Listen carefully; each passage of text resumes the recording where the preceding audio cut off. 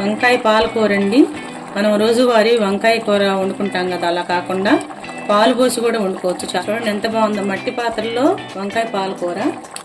పొట్లూరు వంటలకు స్వాగతం అండి. రండి, ఎప్పుడు వంకాయ ఎగురు, వంకాయ పులుసు వేసుకుంటాం, వంకాయ పచ్చడి నరుకుంటాం, వంకాయ పాలు కూడా పోసి వండొచ్చు అనమాట. చాలా టేస్టీగా ఉంటుంది. ముందుగా వంకాయలన్నీ కట్ చేసుకుని ఉప్పు నీళ్ళలో వేసేసుకుందాము. ఇవి మా చెట్టు కాయలు, మందులు ఏమి వేయలేదు. పెద్ద ముక్కలైనా వేసేసుకోవచ్చండి, చక్కగా ఉడికిపోతాయి, ఏమి ఇబ్బంది లేదు. కాడలతో సహా వేసుకోవచ్చు పాలకూరకి. మీరు ఎలా కట్ చేసుకున్నా కానీ ఉడికిపోతాయండి. చాలా ఫ్రెష్గా ఉన్నాయండి, చెట్టు కాయలు కదా. ఇలా లావుగా ఉన్నవి కొంచెం మొదటి వరకు ఇట్లా కట్ చేసుకుని మొత్తం వేసేసుకోవచ్చు. వంకాయలన్నీ కూడా కట్ చేసుకుని ఒక ఉల్లిపాయ అండి, ఒక పచ్చిమిరపాయ. మట్టి చెట్లు ఆయిల్ వేసుకున్నాము. ఈ స్పూన్తో ఒక 4 స్పూన్లు వేసాను ఆయిల్. పచ్చెనగపప్పు, మినపప్పు, ఆవాలు, జీలకర్ర, పచ్చిమిరకాయ, ఉల్లిపాయ అవన్నీ కూడా వేసి వేయించుకోవాలి.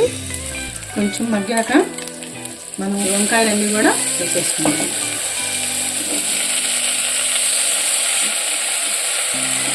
ఫ్లేమ్ మీడియంలో పెట్టుకోవాలండి, హైలో కాకుండా. మట్టి పాత్రలు ఏది వండినానండి అద్భుతమైన రుచి వస్తుంది అనమాట. మట్టి పాత్ర ఒక కల్లుపు పోయింది, ఒక స్పూన్ కల్లుపు వేస్తున్నాను. మనం ఎప్పుడైనా సరే వంకాయలు నీళ్ళలోంచి వేయగానే ఉప్పు వేసేసుకోవాలి, లేకపోతే కండ్రెక్కుతుంది అనమాట వంకాయ. ఒక చిటికెడు మెంతిపొడి కూడా వేస్తున్నానండి, చాలా చాలా బాగుంటుంది వేస్తే. ఎక్కువ చేతి తెలియదండి, ఆ పించి వేస్తే ఏం తెలియదు.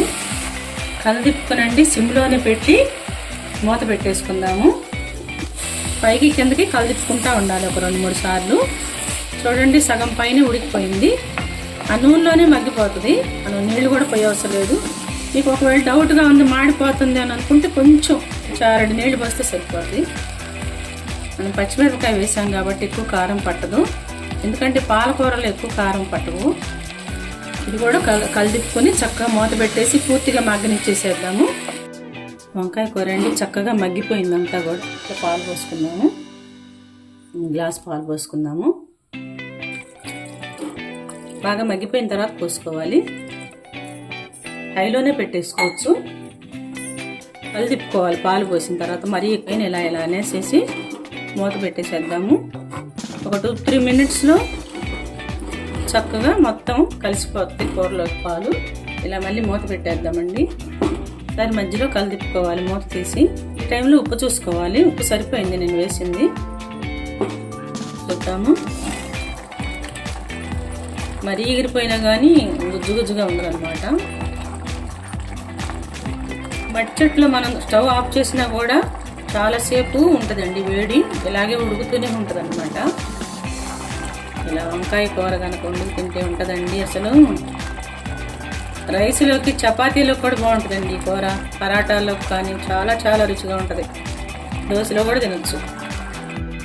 అయిపోయింది, స్టవ్ ఆఫ్ చేసేద్దాము. బౌల్లోకి తీసుకుందాం కూర.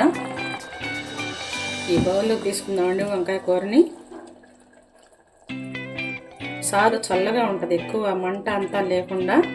మనం వేసుకునే ఇంగ్రీడియంట్స్ కొంచెం కారం అని తక్కువగా వేసుకుని, పాలు కట్లో చల్లదానాన్ని ఇస్తుంది పాలు. వంకాయ పాలకూర సూపర్గా ఉందండి, చాలా చాలా టేస్టీగా ఉంది. మీరందరూ కూడా తయారు చేసుకుని ఎలా ఉందని చెప్పి కామెంట్స్ పెట్టండి. ఈ రెసిపీ ఒక్కసారైనా ట్రై చేయండి, చాలా చాలా బాగుంటుంది. మీకు అలవాటు ఉంటే సరే. అందరికి నచ్చితే షేర్ చేయండి, ఒక లైకే ఉంది. నా ఛానల్ సబ్స్క్రైబ్ చేయకపోతే సబ్స్క్రైబ్ చేయండి, బెల్ ఐకాన్ నొక్కండి. కొంచెం లైట్గా కొత్తిమీర వేసుకున్నాము.